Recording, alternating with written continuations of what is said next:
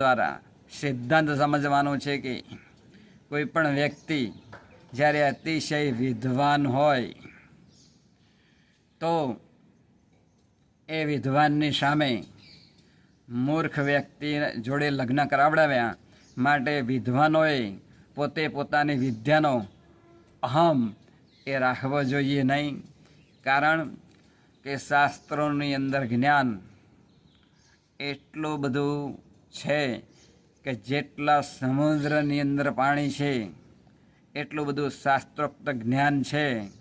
એ જ્ઞાનને જેમ જેમ આગળ વધવામાં આવે તેમ તેમ અનંત ગણું જ્ઞાન થતું જાય છે. માટે કોઈએ પણ વિદ્યોત્તમાની જેમ વિદ્યાનું અભિમાન રાખવું જોઈએ નહીં. એ જ આજના શુભ દિને પ્રાર્થના બોલી. કૃષ્ણ કનૈયા લાલ કી જય.